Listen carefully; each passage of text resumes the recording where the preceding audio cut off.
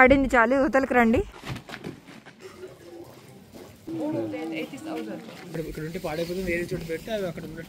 తడిసావో మొత్తం కట్టకట్టిపోతావు.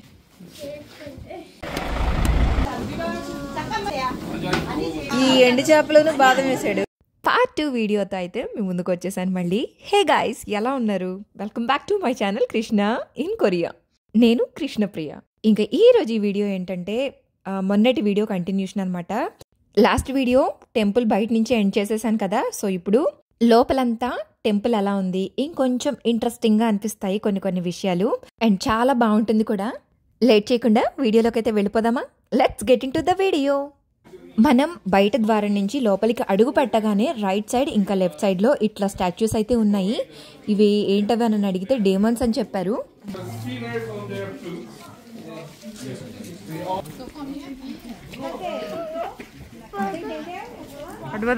మళ్ళీ అక్కడి నుంచి కాస్త బయటికి రాగానే ఇట్లా మళ్ళీ స్టెప్స్ అయితే ఉన్నాయి. ఇక్కడ చూసారా, ఎదురుగా స్వస్తిక్ గుర్తు కూడా కనిపిస్తుంది.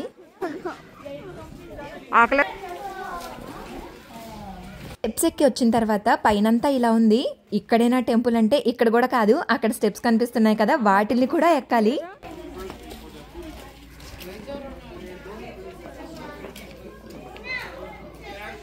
టెంపుల్ ఎంట్రన్స్ లోకి రాగానే అమ్మయ్య టెంపుల్ వచ్చేసింది కదా అని అనుకున్నాను. కానీ తీరా చూస్తే పైన టెంపుల్కి రీచ్ అవ్వడానికి చాలా టైమే పట్టింది. దగ్గర ఒక 20 minutes పైనే పట్టింది. ఇలా దగ్గర ఒక 4-5 ద్వారాల దాకా ఉన్నాయి. 4-5 సార్లు ఇట్లా నడవటం, స్టెప్స్ ఎక్కటం అయితే చేసాము. పాపా నించో జరుగు. వచ్చిన ప్రతి ద్వారం దగ్గర ఒకేలాగా ఉందా అంటే అస్సలు లేదు, అలాగా డిఫరెంట్ గా ఉంది ప్రతి ద్వారం దగ్గర కూడా. అవో ఇది టెంపుల్ ఎక్కడో కొండ మీద ఉందనుకుంటా. ఆ స్టెప్స్ కూడాను నిట్ట నిలువుగా అనిపించాయి. ఎక్కేటప్పుడు ఎక్కేస్తాం కానీ దిగేటప్పుడు మాత్రం కింద పడిపోతామేమో అన్నట్టుగా ఉన్నాయి.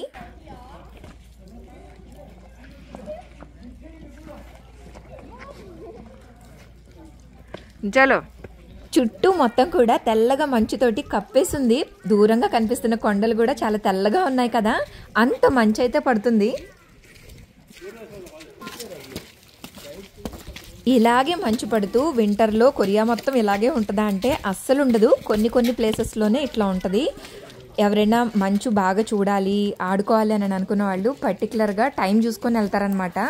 మనకి వెదర్ రిపోర్ట్లో కూడా చూపిస్తుంది ఎక్కడెక్కడ మంచు ఏ టైంకి ఏ రోజు ఎప్పుడు పడుతుంది అన్నదైతే చెప్తుంది అనమాట. పర్టికులర్గా ఆ డేట్ని ప్లాన్ చేసుకొని అయితే వెళ్తారు.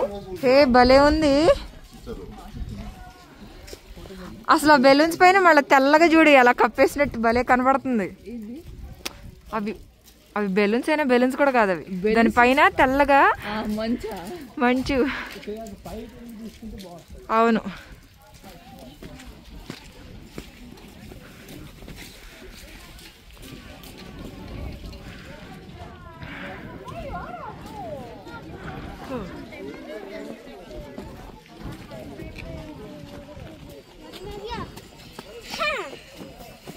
అబ్బా ఎంత బాగుందో.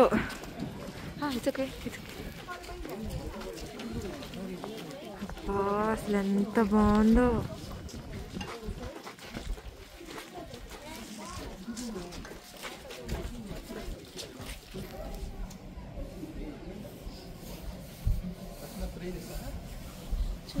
ఇదిగో గుళ్ళోకి రాగానే లోపలంతా ఇలా ఉంటుంది. అండ్ దేవుడికి దండం పెట్టుకోవడం కూడా ఎలా అంటే అలా పెట్టుకోవట్లేదు, కింద ఇలా పిల్లో వేసుకుంటున్నారు. ఆ పిల్లో వేసుకొని దానిపైన మోకరిల్లి దేవుడికైతే దండం పెట్టుకుంటున్నారు. అండ్ ఒకసారి దండం పెట్టుకోవటం కాదు, 3 సార్లు కానీ 5 సార్లు కానీ లెగిసి మళ్ళీ మోకరిల్లి దండం పెట్టుకుంటున్నారనమాట.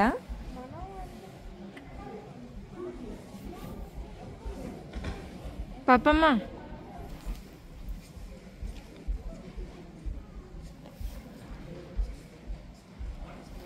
గుడికి బయటంతా ఇట్లా చక్కగా పెయింటింగ్స్ అయితే వేసున్నాయి.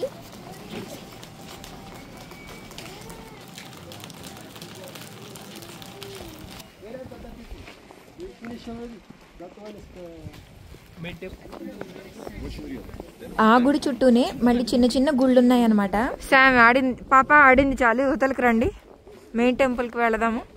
వాటిల్లో కూడా బుద్ధుడే ఉన్నాడు. లోపల చిన్న దీపం వెలుగుతూ కనిపిస్తూ ఉంటుంది, అంతేకాని లైట్స్ అయితే ఏం వేయలేదు ఆ పక్కనున్న చిన్న చిన్న టెంపుల్స్లో.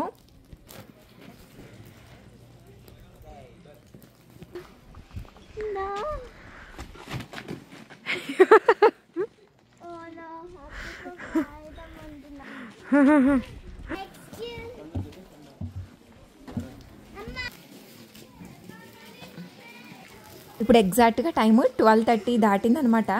సో అయినా కూడా అస్సలు ఎండే లేదు. కాకపోతే కురిసిన మంచి అంతా కరిగి చుక్కల్లాగా కింద పడుతున్నాయి.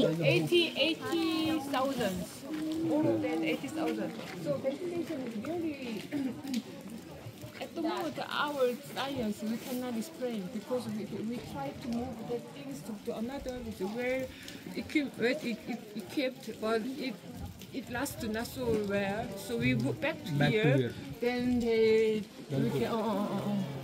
ముందు బుక్స్ పెట్టారంటే ఇక్కడ ఈ స్టోర్ చేయడానికి తీసి ఇక్కడ ఉంటే పాడైపోతుంది, వేరే చోట పెడితే అవి అక్కడ ఉండట్లేదంట. అంటే అక్కడ ఇంకా పాడైపోతున్నాయంట, ఇక్కడ పెడితేనే అవి సస్టైన్ అవుతున్నాయి. ఇక్కడే వాళ్ళ సీక్రెట్ మొత్తం అన్ని సీక్రెట్స్ అన్ని 80,000 years ముందు పెట్టారు. 80,000 years ముందు. అబ్బో, విన్నారు కదా, ఇవి మొత్తం బుక్సే అంట. కొన్ని వేల పుస్తకాలు అయితే ఉన్నాయని చెప్పారు. వీటిని చాలా జాగ్రత్తగా కాపాడుకుంటూ వస్తున్నారంట. 80,000 సంవత్సరాల క్రిందట నుంచి ఉన్నాయంట.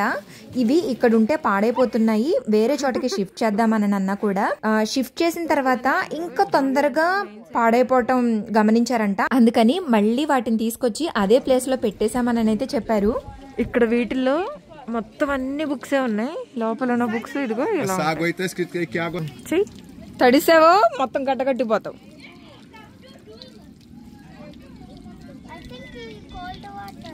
అవును,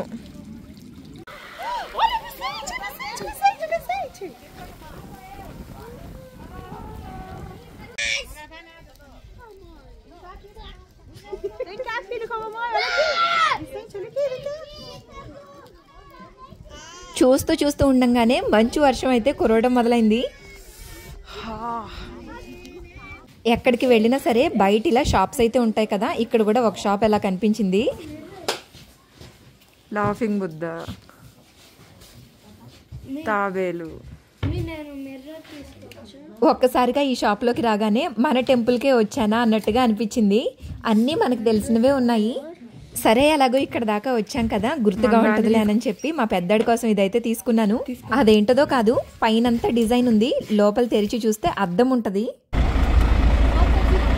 ఎలా అయితే నడుచుకుంటూ వెళ్ళామో సీదా అలాగే నడుచుకుంటూ బస్ వరకు అయితే వచ్చేసాము. ఇప్పుడు ఇక్కడి నుంచి లంచ్కి అయితే తీసుకెళ్తున్నారు మమ్మల్ని.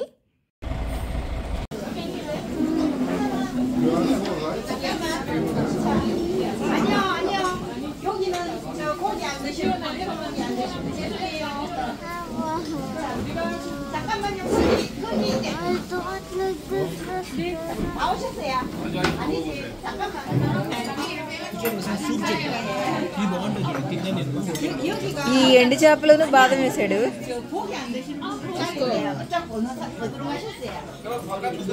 ఇది కొరియన్ రెస్టారెంట్ అన్నమాట, లోకల్ ఫుడ్ ఇదంతా.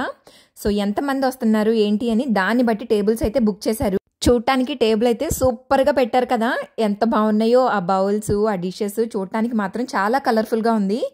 ఇందులో మాత్రం నేను తినగలిగింది ఏంటంటే ఫిష్ ఒక్కటి బాగుంది, అలాగే టోఫు సూప్ ఒకటి ఇచ్చాడు. అంత చల్లో వచ్చాం కదా, బయట ఫుల్గా మంచు పడుతుంది కదా, అంత చల్లో నుంచి వేడి వేడిగా సూప్ తాగగానే కాస్త రిలాక్స్డ్గా అనిపించింది. అది కూడా కొంతవరకే తాగలిగాను, ఇంకా మిగిలిన అయ్యి నేనైతే ట్రై చేయలేదు. మా సంస్కృతి సంగతి అయితే చెప్పక్కర్లేదు, వెళ్ళిన దగ్గర నుంచి ముక్కు మూసుకొనే కూర్చుంది. 2 స్పూన్లు వైట్ రైస్ అయితే తిన్నదనమాట. పిల్లలతోటి ఇట్లా లోకల్ రెస్టారెంట్స్కి వెళ్తే ఇబ్బందే కాస్త. ట్రిప్ అయితే ఇక్కడతో అయిపోలేదు, దీని తర్వాత మళ్ళీ వేరే ప్లేస్కి అయితే వెళ్ళాము. అదేంటదో కాదు, మూవీ థీమ్ పార్క్ అది కూడా చాలా బాగుంటుంది. నెక్స్ట్ ట్యూస్డే అయితే పోస్ట్ చేస్తాను ఆ video. So yeah, that's it for today's video. Video ఎలా అనిపించింది? వీడియో నచ్చిందా? వీడియో నచ్చినట్టయితే లైక్ చేయండి, కామెంట్ చేయండి. నా ఛానల్ని ఇంకా సబ్స్క్రైబ్ చేసుకోకపోతే please subscribe to my channel Krishna in Korea. Thanks for your time. Signing off. Bye bye.